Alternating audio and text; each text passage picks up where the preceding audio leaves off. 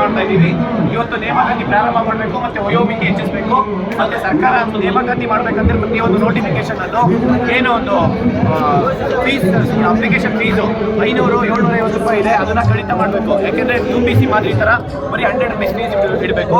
ಎರಡನೇದು, ಮೂರನೇದು ಏನಪ್ಪ ಅಂದ್ರೆ UGC ಕ್ವಾಲಿಫೈಡ್ನ ನೆಟ್ಟು ಕೆಸೆಟ್ಟು ಮತ್ತೆ PhD ಹೋಲ್ಡರ್ನ ಅವ್ರನ್ನ ಕ್ವಾಲಿಫೈಡ್ನ ಗೆಸ್ಟ್ ಲೆಕ್ಚರರ್ ಆಗಿ ತಗೋಬೇಕು. ಮತ್ತೆ ಈಗ PC PSI ಯಾವುದೇ ಎಲ್ಲ ಇಲಾಖೆಯಿಂದ ವಯೋಮಿತಿ ಹೆಚ್ಚಿಸಬೇಕು. ಯಾಕೆ ಅಂತಂದ್ರೆ ಸುಮಾರು 5 ವರ್ಷದಿಂದ ಯಾವುದೇ ನೇಮಕಾತಿ ಆಗಿಲ್ಲ. 5 ವರ್ಷದಲ್ಲಿ ಲಾಸ್ಟ್ 2 ಇಯರ್ಸ್, ಫಸ್ಟ್ 2 ಇಯರ್ಸ್ ಅಲ್ಲಿ ಕೋವಿಡ್, ಅದಾದ್ಮೇಲೆ ಎಲೆಕ್ಷನ್ ಇಯರ್, ಲಾಸ್ಟ್ 2 ಇಯರ್ಸ್ ಅಲ್ಲಿ ಸರಿ ಒಂದು 5ರಿಂದ 6 ನೋಟಿಫಿಕೇಶನ್ ಆಗಿದೆ ಅಷ್ಟೇ. ಒಂದು KS ಆಗಿದೆ, KS ಅಂತ CTA ಆಗಿದೆ, CTA PDO ಆಗಿದೆ, ವಿಲೇಜ್ ಅಕೌಂಟೆಂಟ್ ಮತ್ತೆ BMTC ಕಂಡಕ್ಟರ್ ಪೋಸ್ಟ್ ಅಷ್ಟೇ ಆಗಿರೋದು. ಸುಮಾರು ಮ್ಯಾಕ್ಸಿಮಮ್ 5 to 10,000 ವೇಕೆನ್ಸಿ ಫಿಲ್ ಆಗಿದೆ. ಟೋಟಲ್ ಕರ್ನಾಟಕದ ವೇಕೆನ್ಸಿ ಒಂದು 2,76,386 ಪೋಸ್ಟ್ ಇದೆ. ಅದು ಟೀಚರ್ಸ್ ವೇಕೆನ್ಸಿ 70,727 ಪೋಸ್ಟ್ ಇದೆ. ಪೊಲೀಸ್ ಡಿಪಾರ್ಟ್ಮೆಂಟ್ ಅಲ್ಲಿ 27,000 ವೇಕೆನ್ಸಿ ಇದೆ. ಇಷ್ಟೆಲ್ಲ ಎಲ್ಲ ಡಿಪಾರ್ಟ್ಮೆಂಟ್ ಒಂದು 43 ಡಿಪಾರ್ಟ್ಮೆಂಟ್ ಅಲ್ಲೇ 2,76,386 ಪೋಸ್ಟ್ ವೇಕೆಂಟ್ ಇದೆ. ಓವರ್ ಆಲ್ ಎಲ್ಲ ಡಿಪಾರ್ಟ್ಮೆಂಟ್ ಅಲ್ಲಿ ನಾವು ನೋಡೋದಾದ್ರೆ ಸುಮಾರು more than 4 to 5 lakhs vacancy ಇದೆ. ಇದನ್ನ ಸರ್ಕಾರ ಈ ಕೂಡಲೇ ಎಚ್ಚೆತ್ಕೊಂಡು ನಮಗೆ ನೇಮಕಾತಿ ಪ್ರಕ್ರಿಯೆ ಪ್ರಾರಂಭ ಮಾಡಲೇಬೇಕು ಸರ್.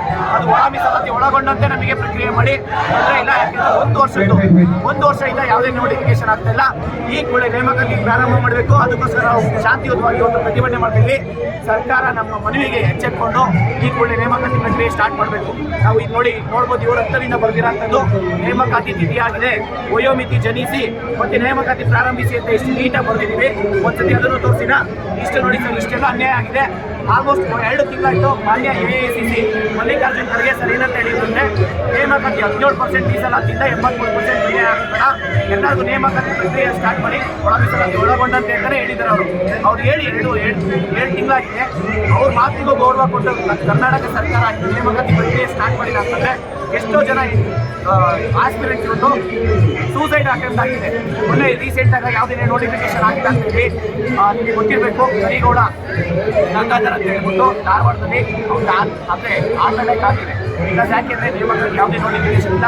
ಈ ಒಂದು ಸೋಷಿಯಲ್ ಪ್ರೆಷರ್ ಇರ್ಬೋದು, ಮತ್ತು ಹೆಲ್ತ್ ಇಶ್ಯೂಸ್ ಕ್ರಿಯೇಟ್ ಆಗಿದೆ, ಫೈನಾನ್ಷಿಯಲ್ ಇಶ್ಯೂಸ್ ಕ್ರಿಯೇಟ್ ಆಗಿದೆ. ಸ್ಟೂಡೆಂಟ್ಸು ನೇಮಕಾತಿ ಮಾಡದೇ ಇರೋದ್ರಿಂದ ಎಷ್ಟೋ ಕೋಚಿಂಗ್ ಸೆಂಟರ್ ಮುಚ್ಕೊಳ್ಳೋದಿದೆ, ಮತ್ತು ಆಮೇಲೆ ಎಷ್ಟೋ 100 ಲೈಬ್ರರಿ ಕ್ಲೋಸ್ ಆಗಿದ್ದಾವೆ, ಮತ್ತು ಎಷ್ಟೋ ಹೋಟೆಲ್ ಕ್ಲೋಸ್ ಆಗಿದ್ದಾವೆ, ಮತ್ತು ಕಾಫಿ ಟೀ ಶಾಪ್ ಎಲ್ಲನೂ ಕ್ಲೋಸ್ ಆಗಿದೆ. ಈ ಒಂದು ಎಕೋ ಸಿಸ್ಟಮ್ ಏನಿದೆ ವಿಜಯನಗರ, ಚಂದ್ರಲೇಔಟು, ಧಾರವಾಡ, ಬಿಜಾಪುರ ಎಲ್ಲ ಕೋಚಿಂಗ್ ಹಬ್ಬಲ್ಲಿ ಈ ಒಂದು ಎಕೋ ಸಿಸ್ಟಮ್ಗೆ ತುಂಬ ತೊಂದರೆ ಆಗಿದೆ. ಬಿಕಾಸ್ ಏನಪ್ಪ ಅಂದರೆ ಸರ್ಕಾರ ಯಾವುದೇ ನೇಮಕಾತಿ ಮಾಡದೇ ಇರೋದ್ರಿಂದ ಸುಮಾರು FD ST ನೋಟಿಫಿಕೇಶನ್ 7ರಿಂದ 8 ವರ್ಷ ಆಗಿದೆ. ಒಂದು PSI ನೋಟಿಫಿಕೇಶನ್ 5 ವರ್ಷ ಆಗಿದೆ. ಸ್ವಾಮಿ, ಅದೇ ನಿಮ್ಮ ಮಕ್ಕಳು ನಿಮ್ಮ ಸಮಸ್ಯೆಗೆ ಅಸೆಂಬ್ಲಿಗೆ ನೀವು ಎಷ್ಟು ಬೇಕಷ್ಟು ಸ್ಯಾಲರಿನ ಇನ್ಕ್ರೀಸ್ ಮಾಡ್ಕೊತೀರಾ. ಆದರೆ ಸ್ಟೂಡೆಂಟ್ಸ್ ಕಷ್ಟ ಕೇಳೋರು ಯಾರಿಲ್ಲಿ? ರಾಹುಲ್ ಗಾಂಧಿಗೆ ಎಷ್ಟು ಸತಿ ನಾವು ಟ್ವೀಟ್ ಮಾಡಿದ್ವಿ, ಟ್ಯಾಗ್ ಮಾಡಿದ್ವಿ, ಒಂದಕ್ಕೂ ಸ್ಪಂದಿಸಿಲ್ಲ ಅಂತಂದರೆ ಏನು ಸಮಸ್ಯೆ ಯಾರು ಕೇಳೋದಿಲ್ಲ? ಕರ್ನಾಟಕ ಸಮಸ್ಯೆ ಇಡೀ ಸೌತ್ ಇಂಡಿಯಾದಲ್ಲಿ ಕರ್ನಾಟಕ ಸ್ಟೇಟು ಮತ್ತು ತೆಲಂಗಾಣ ಬಿಟ್ಟರೆ ಯಾವುದಿದೆ ಹೇಳಿ? ನಮ್ಮ ಸಮಸ್ಯೆ ನಿಮಗೆ ಓಟ್ ಹಾಕಿ ಗೆಲ್ಸಿರೋದೇ ದೊಡ್ಡ ತಪ್ಪ. ಲಕ್ಷ ವೇಕೆನ್ಸಿ ಇದೆ. ಇವತ್ತು ಮಾಡ್ತೀನಿ, ಎಜುಕೇಷನ್ ಮಿನಿಸ್ಟರ್ ಇದ್ದಾರೆ ಮಧು ಬಂಗಾರಪ್ಪ ಸರ್, ಏನು 15 ದಿನದಲ್ಲಿ 1 ತಿಂಗಳಲ್ಲಿ ಬರುತ್ತೆ 10,000 ವೇಕೆನ್ಸಿ, 5,000 20,000 ವೇಕೆನ್ಸಿ ಫಿಲ್ ಮಾಡ್ತೀವಿ ಅಂತಾರೆ. ಎಲ್ಲಿ ಮಾಡಿದ್ದೀರಾ ಸ್ವಾಮಿ?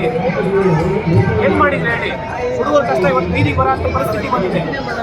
ಒಬ್ಬರಿಬ್ಬರನ್ನ ಲಕ್ಷಾಂತರ ವಿದ್ಯಾರ್ಥಿಗಳು, 15ರಿಂದ 20 ಲಕ್ಷ ವಿದ್ಯಾರ್ಥಿಗಳು ನೋಡಿ ಮನೆ ಪರಿಸ್ಥಿತಿ ಯಾರು ತಗೊಂಡಿರೋದು?